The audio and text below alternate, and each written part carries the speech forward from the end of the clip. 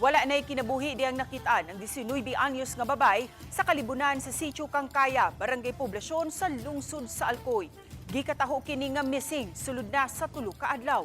Ano ang report ni Fem Ridumabo? Tungod sa grabing kabaho na nadumduman kining patay nga lawas sa usa ka babay nga naa na sa state of decomposition pasado alas 8 gahapon sa buntag. Dinhini ning kalibunan ug labayanan og basura nga parte sa Barangay Poblasyon lungsod sa Alcoy.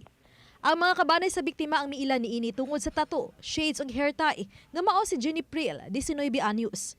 Nitong Martes sa buntag, nakadawat og report ang Alcoy Municipal Police Station gikan sa 30 anyos nga American national nga nag-report nga na-missing ang kapuyo niini nga si Jenny Pril sud na sa tulo ka adlaw. Katapusan silang nagkita sa ilang panimay nitong Sabado. I-report ang iyang living partner na partner na maulagi ko na wala 3 days na ang ilang mabalik ang iyang living partner. So motong urig na siya kay 3 days na motong nagpa-blatter dere. So kami diri sa police station, so gikita na mo ang mag-record as missing person. Sa dihang gipalukit sa pulis ang dala nga tablet sa biktima, gamit ang GPS, napalgan kini sa Barangay Ubong, lungsod sa Dalagit. Din matud pa gibaligya ang tablet sa biktima sa usa ka alias Abat nga taga Alcoy. Ug nailan nga si alias Abat maong usa ka tricycle driver nga si Anthony Baldugo, 42 anyos. Apan wa kini ni angkon dayon nga nakuha niya ang tablet gikan sa biktima. Suspect na maingon nga gibaligya niya or gi-bring na mo right. Sitting kay iyang kuan ba wa pa matarong ang iyang panguna-una na pagay tuntong nga maingon nga gipaswapan kay nanuyok. Okay, kanang area nga gipindahan drug area man na siya drug personalities. Sa dihang napalgan ang biktima nga patay na gahapon sa buntag, daling gidakop si Baldugo sa Alcoy Police. Og dinhi na matud pa ni angkon ang suspitsado nga iyang napatay ang biktima.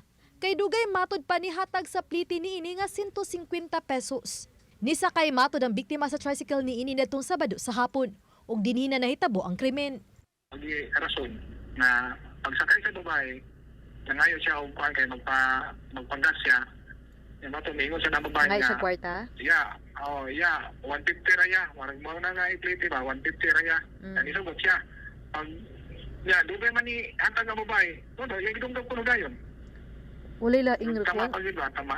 Walay laing rason. Maura na yung sulti.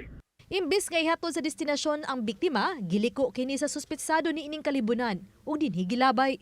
Gitugan usab sa suspitsado sa kapulisan kung asa nini gitaguan ang taas nga kutsilyo nga gigamit sa pagpanunggab. Ang inahan sa biktima nang hinaot nga di na makagawas pa sa bilangguan ang suspitsado.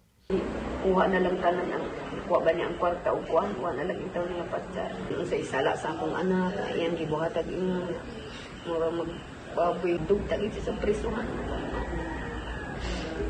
Hindi na siya makagawas, hindi na siya makadugang himo pang krimen. Gipaubos sa autopsy ang patayng lawas sa biktima aron masuta kung gilabtan ba kini sa suspitsado ug kun unsa gyud hinungdan sa kamatayon niini. Gilang notadong kawatan ug adik ang maong suspitsado. Uban ni Godfrey Lien, Fem Ridumabo. Balitang Bisdak.